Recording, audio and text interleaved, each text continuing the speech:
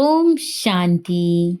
2 जनवरी 2025 की मुरली से विशेष पॉइंट। तो पहला पॉइंट है, मीठे बच्चे, बाप का पाठ एक्यूरेट है। वह अपने समय पर आते हैं, जरा भी फर्क नहीं पड़ सकता। उनके आने का यादगार शिवरात्रि खूब धूमधाम से मनाओ।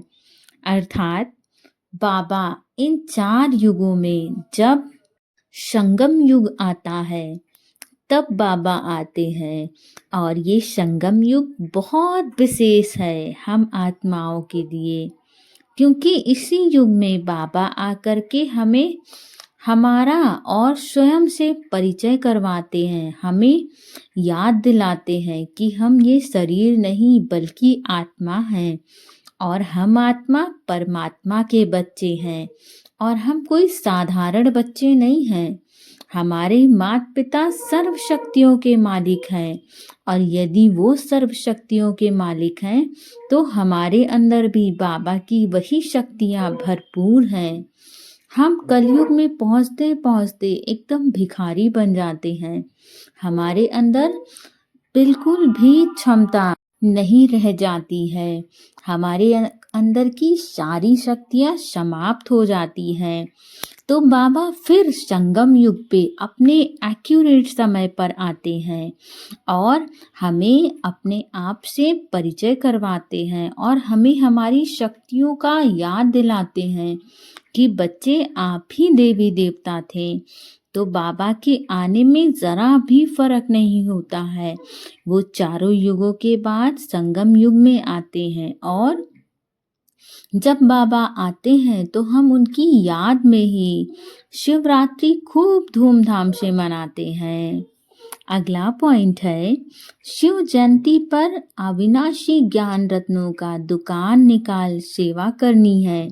घर घर में रोशनी कर सबको बाप का परिचय देना है। अर्थात जब शिवरात्रि आती है, मतलब बाबा उसी समय पर आए थे हमें इस धरती पर ज्ञान देने के लिए और स्वयं से परिचय दिलाने के लिए। तो हमें उस समय शिवरात्रि पर बाबा के ज्ञान की खूब उगाही करनी चाहिए। हर आत्माओं को बाबा का ज्ञान सुनाना चाहिए। हर आत्माओं को बाबा से परिचय दिलाना चाहिए, ताकि अंत समय में कोई आत्मा इस बात के लिए अफसोस ना कर सके कि मुझे तो पता ही नहीं था बाबा आए थे। इस संसार का मालिक जो एक ऐसा दाता है, यदि हम उसकी मन की करते हैं तो वो हर कदम हमारे मन की करता है, हमारी इच्छा अनुसार सब कुछ करवा देता है। यदि हम बाबा की इच्छा अनुसार चलते हैं तो हमें बाबा के ज्ञान की रोशनी हर घर घर में फैलानी है। हर आत्मा को, चाहे कोई सामान्य आत्मा हो चाहे कोई विशेष आत्मा हो, सभी को बाबा का परिचय देना है। और हर आत्मा अपने जीवन को जिस तरह हमने सफलता की ऊंचाइयों पर पहुंचाया बाबा के ज्ञान के माध्यम से, वैसे इस संसार की प्रत्येक आत्मा दुख तकलीफ और समस्याओं से बाहर निकल के अपने जीवन को सफलता की ऊंचाइयों पर पहुंचाए। अगला पॉइंट है, सच्चे बाप से सच्चा होकर रहना है। कोई भी विकर्म करके छिपाना नहीं है। ऐसा योग युक्त बनना है जो कोई भी पाप रह ना जाए।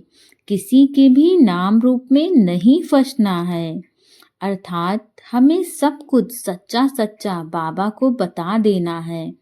बाबा से हमेशा हमें सच्चा रहना है। पहले तो हमें कोशिश करनी है कि हमसे कोई विकर्म ना हो, लेकिन यदि हो भी जाते हैं तो हमें सच्चे मन से बाबा को बता देना है। कोई भी विकर्म हमें छिपाना नहीं है, और बाबा को खूब याद करके बाबा से योग लगाना है। बाबा से योग लगाने के लिए नियमबद्ध रूप से हमें थोड़ी देर जरूर बैठना चाहिए। बाकी तो हम काम अपना करते करते बाबा को याद करते हैं, वही हमारा योग है। लेकिन इस बॉडी की रिफ्रेशमेंट के लिए सुबह शाम थोड़ी देर योग बहुत ज़रूरी है। इसीलिए बाबा से हमें योग लगाना है। और जो कोई भी पाप हमारे अंदर रह जाते हैं, जैसे कहते हैं ना, अगर बाल्टी में गंदा पानी भरा है तो आप ऊपर से टंकी चला दीजिए, वहाँ से साफ पानी इतना आएगा कि गंदा पानी आपको निकालने की ज़रूरत नहीं पड़ेगी, वो अपने आप निकल जाएगा। तो जब हम बाबा को याद करते हैं, खूब बाबा से योग लगाते हैं, तो जो हमारे अंदर विक्रम है वो स्वतः बाहर निकल जाते हैं। बाबा की शक्तियाँ हमारे अंदर इस कदर भरती हैं कि हमारे अंदर किसी भी प्रकार के विक्रम की आवश्यकता रही नहीं जाती है।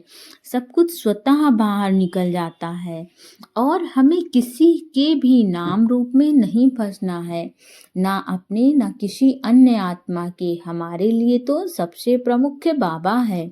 बाकी इस संसार के नाम मान शान सब यही रह जाने हैं। जब कोई ऐसी स्थिति आती है तो कोई नाम मान शान काम नहीं करता है, केवल एक बाबा ही है जो हमें उस भवसागर से बाहर ले जाता है। इसीलिए हमें इन सब बातों में नहीं फंसना है। अगला पॉइंट है, मैंपन के भान को मिटाने वाले ब्रह्मा बाप समान श्रेष्ठ त्यागी भव। अर्थात अपने अंदर से हम जो मैंपन की भावना है, हमें उसको निकाल देना है। वैसे तो हर आत्मा एक ये आसान कार्य होता है कि अपना धन पैसा मान सम्मान सब कुछ छोड़ देती है, ठीक है, जब बाबा के ज्ञान में आती है। लेकिन वहाँ कहीं ना कहीं सूक्ष्म रूप में मैंपन रह जाता है। परंतु ब्रह्मा बाबा ने अपना सब कुछ समर्पित करके केवल बाकी अन्य आत्माओं को आगे रखा, अपने आप को कभी आगे रखने की कोशिश नहीं की।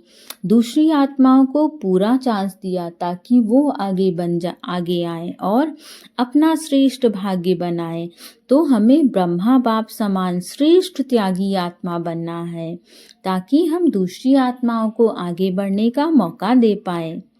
अगला पॉइंट है, फट से किसी का नुक्स निकाल देना यह भी दुख देना है। अर्थात अगर कोई आत्मा कोई भी काम करती है या आपने कुछ भी देखा तो आप फट से उसकी कमियां दिखा देते हो, उसको एहसास दिला देते हो कि ये गलत है, ऐसा नहीं करना चाहिए। तो ये भी गलत बात है। उस आत्मा को हम जाने अनजाने यदि तकलीफ दे देते हैं तो ये भी दुख देने के समान माना जाता है। हमें बाबा ने सिखाया है कि बच्चे, जो भी सामने वाली आत्मा है, आपको उसके गुणों को उजागर करना है, ना कि उसकी कमियों को। आपको उसकी अच्छाइयों को इतना उजागर करना है कि उसकी कमियां स्वतः समाप्त हो जाएं। और वैसे भी बाबा कहते हैं, बच्चे, जिस भी बारे में आप बात करते हो वो और ज़्यादा फैलती है और ज़्यादा बढ़ती है। तो यदि आप कमियों पे बात करेंगे तो वो बढ़ती जाएंगी, और यदि आप अच्छाइयों पे बात करेंगे तो वो बढ़ती जाएगी। अब आपके ऊपर डिपेंड करता है कि आपको क्या चाहिए। ओम शांति।